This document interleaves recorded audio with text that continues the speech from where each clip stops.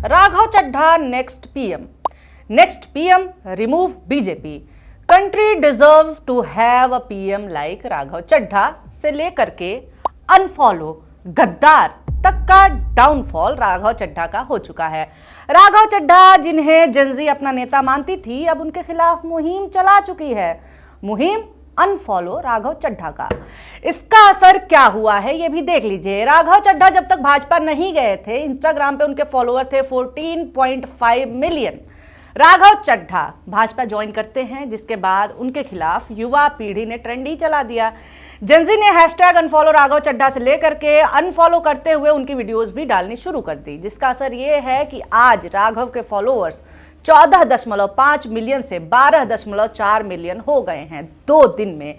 यह नंबर कितना बड़ा है ये भी जान लीजिए। 21 लाख लोगों ने अनफॉलो किया है राघव चड्ढा को। 21 लाख। जितने फॉलोअर बनाने में लोगों की जिंदगी बीत जाती है, उतने तो राघव ने 2 दिन में गंवा दिए। तो सवाल यह है कि क्या युवाओं का यह मुहिम चड्ढा का डाउनफॉल साबित होगा या ये क्षणिक गुस्सा साबित होगा? क्या लोग एक बार फिर भूल जाएंगे? क्या फिर से Raghav Chadha next PM comment आने शुरू होंगे? क्या राघव चड्ढा नेक्स्ट पीएम बन पाएंगे? सवाल ढेर सारे हैं, इसलिए जवाब लेकर के हाजिर है पॉलिटिकल नारी।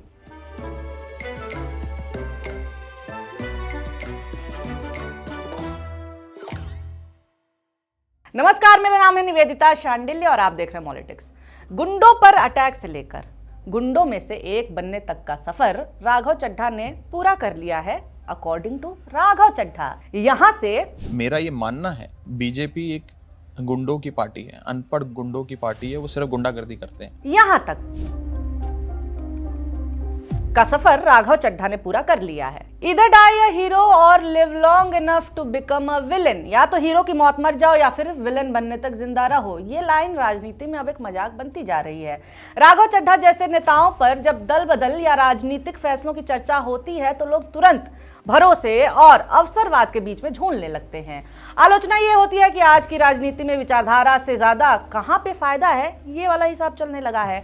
जनता जिसे अपना चेहरा समझती है, जो कभी मंच पर उम्मीद बनता है, वही सबसे बड़ा धोखा भी साबित हो जाता है। युवाओं के जबरदस्त विरोध के बाद अब राघव भाई साहब ने फाइनली जवाब दे दिया है, रिएक्शन रील बना करके। थंबनेल भी लगाया है फ्रॉम माय हार्ट। तो चलिए सुनते हैं इनके दिल की बात। पिछले 3 दिनों से आप सबके बहुत मैसेजेस आ रहे हैं। आप में से ज्यादातर लोग मुझे बेस्ट विशेस दे रहे हैं। लोग कुछ और भी दे रहे हैं वैसे सर, मगर राघव निगेटिव बातें करके अपना इंस्टा प्रोफाइल खराब नहीं करना चाहते हैं। दोस्तों, पॉलिटिक्स में आने से पहले मैं एक प्रैक्टिसिंग चार्टर्ड अकाउंटेंट था। मेरे सामने एक बेहतरीन करियर था, लेकिन मैं उस करियर को छोड़कर पॉलिटिक्स में आया। बात सही है। भ्रष्टाचार विरोधी आंदोलन के बाद एक पार्टी बनी, आम आदमी पार्टी। इस पार्टी ने पढ़े लिखे युवाओं से लेकर के स्टूडेंट्स तक को मौका दिया राजनीति में शामिल होने का। इतनी कम उम्र में पद भी दे दिया। बाकी किसी पार्टी में सालों तक नेताओं के पीछे घूमना पड़ता, फिर भी पद नहीं मिलता जितनी जल्दी इन्हें आम आदमी पार्टी ने नेता, मंत्री, सांसद बना दिया। किसी भी पार्टी से उसके कार्यकर्ता और सदस्यों की नाराजगी हो सकती है, यही लोकतंत्र की खूबसूरती है। मगर जब आप एक पार्टी को तोड़ने की साजिश और अपने हित के लिए दल बदल करने लग जाते हैं और जनता के सपोर्ट को हथियार बनाते हैं, तो लोकतंत्र की हत्या कर रहे होते हैं आप। नाराजगी पहले भी लोगों को रही है और उन्होंने पार्टी को छोड़ा भी है, चाहे योगेंद्र यादव हो या फिर प्रशांत भूषण हो। पार्टी छोड़ी, लड़ाई नहीं। पार्टी छोड़ी, बदली नहीं। राघव की पूरी रील देखने के बाद यही पता चलता है कि इन्होंने आम आदमी पार्टी छोड़ी क्योंकि इन्हें काम नहीं करने दिया जा रहा था। इस पार्टी में आज एक टॉक्सिक वर्क एनवायरनमेंट है। आपको काम करने से रोका जाता है, पार्लियामेंट में बोलने से रोका जाता है। अच्छा, पार्टी के लिए कौन सा काम कर रहे थे राघव चड्ढा? वैसे पिछले खासतौर से 1 साल में जरा आप राघव चड्ढा का रिकॉर्ड चेक करिए।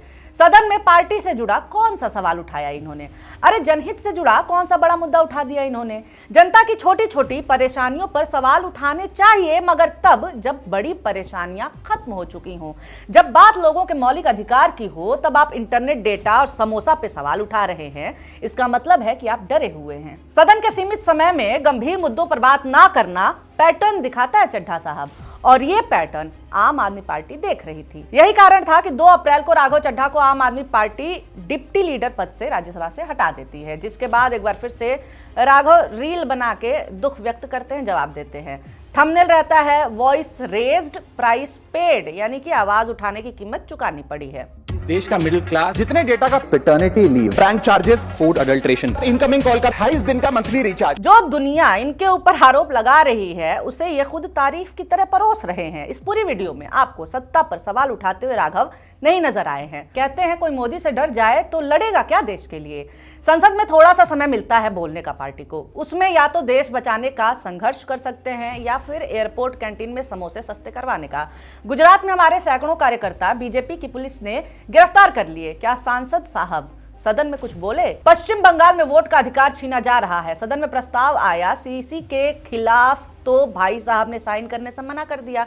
पार्टी ने सदन से वॉकआउट किया तो मोदी जी की हाजिरी लगाने के लिए बैठे रहते हैं।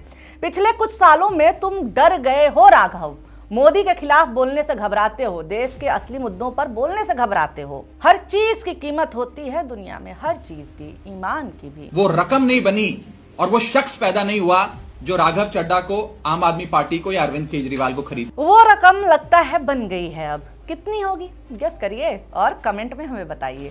राघव चड्ढा का जाना लोगों को शॉकिंग क्यों लग रहा है? नेता तो दल बदल करते रहते हैं, विचारधारा ईमान गिरवी रखते रहते हैं, फिर इतना शौक क्यों? शौक है पैटर्न एंड पीआर का। कैसे, ये भी देख लीजिए। राघव चड्ढा के साथ जिन 6 लोगों ने आम आदमी पार्टी को छोड़ा, भाजपा ज्वाइन किया, उनमें से एक हैं अशोक कुमार मित्तल। अशोक कुमार मित्तल ने 2 अप्रैल को राघव चड्ढा को रिप्लेस किया था। राघव को हटा करके आम आदमी पार्टी ने मित्तल को राज्यसभा का डिप्टी लीडर बनाया था।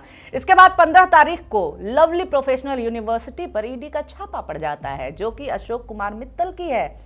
यूनिवर्सिटी के साथ साथ उनके घर पर भी छापा पड़ता है और 9 दिन बाद अशोक कुमार मित्तल राघव चड्ढा के साथ अपने कंपटीटर के साथ भाजपा ज्वाइन कर लेते हैं। यही खेल राघव के साथ भी था, मगर टाइम फ्रेम थोड़ा बड़ा है। यह खेल पिछले 2 साल से राघव खेल रहे थे, या फिर कहें कि उनके साथ खेला जा रहा था। शराब घोटाले को लेकर आम आदमी पार्टी के नेता मंत्री से लेकर मुख्यमंत्री तक जेल जाते हैं, मगर राघव उस वक्त विदेश घूमते हुए नजर आते हैं। कैसे संभव है? एक समय पर आम आदमी पार्टी के कोषाध्यक्ष यानी ट्रेजरर थे राघव चड्ढा। सबसे पहले तो उन्हें ही निशाने पर आना चाहिए था, मगर नहीं आए। पार्टी जूझ रही थी, राघव पार्टी की परेशानियों से अनअफेक्टेड घूम रहे थे। राघव न सड़कों पे नजर आए न विरोध में। राघव ने विरोध न केवल सड़कों और पब्लिक में करना बंद कर दिया, बल्कि सदन में भी मुद्दे भटकाते हुए नजर आए। क्या ये कोइंसिडेंट था या फिर आपदा में अवसर? क्या ये जनहित की आवाज उठाने का मामला था या फिर हेमंता बिस्वा शर्मा की तरह भाजपा की वॉशिंग मशीन में साफ होने का मामला था? शुरुआत से ही पावर में रहने की आदत लग गई राघव चड्ढा को। जब आम आदमी पार्टी में ये आए थे तब आम आदमी पार्टी पावर में थी।